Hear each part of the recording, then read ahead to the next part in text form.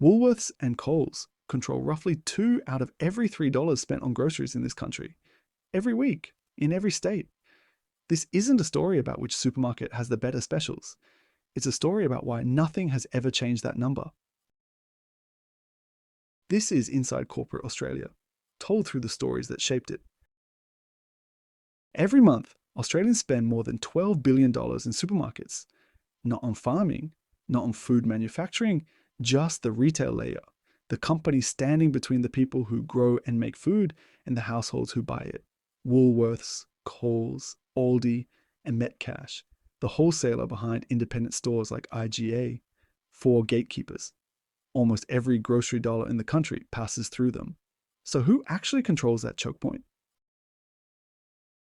Woolworths holds 38% of the market. Coles holds 29%. Together, that's the 2/3 from the opening. Aldi holds about 9%. Metcash holds roughly 7%, but Metcash doesn't run a single store. It supplies independent supermarkets, including the ones with an IGA sign out the front. The store you shop at isn't always the company you're dealing with. Aldi matters for a different reason. It's real competition on price, but it's not a threat to the top 2. It's proof the market technically has competition. Running stores at this scale is its own advantage. The buying power, the distribution network, the private label supply chains. The bigger you already are, the harder any of it is to match. But the least visible part of this structure isn't a supermarket at all.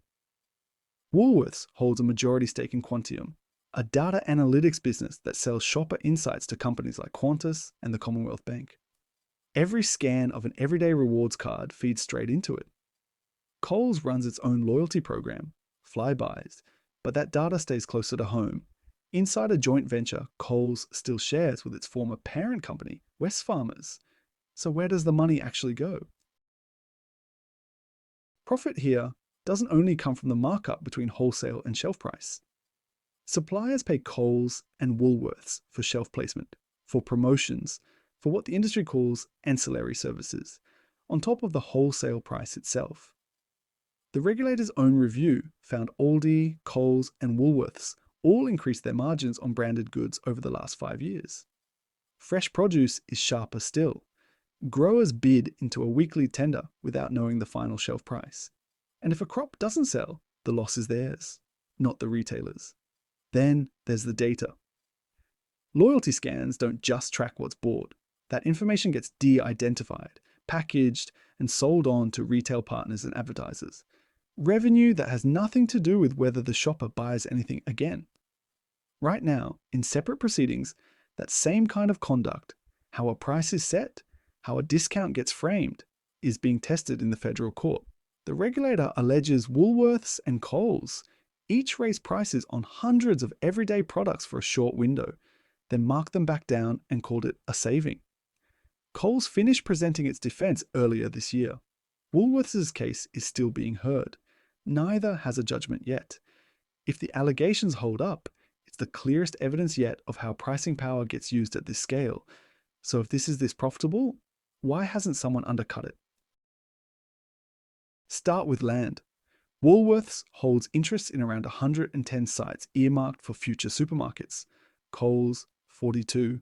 Aldi, 13. Regulators have flagged this as a possible barrier to competition. Land held, sometimes for years, that a competitor can't easily move on. Then the leases. Back in 2008, the regulator found more than 700 supermarket leases with clauses that could lock a rival grocery brand out of the same shopping centre. Some of those same restrictions are still being scrutinised today.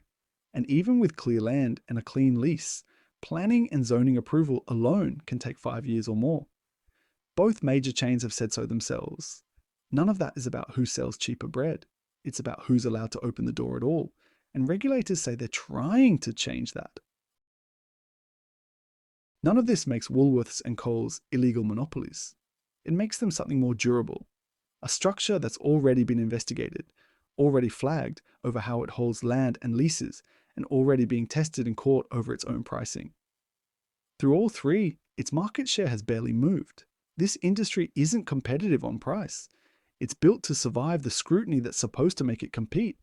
Whether the federal court agrees with the regulator is still an open question. What isn't in question?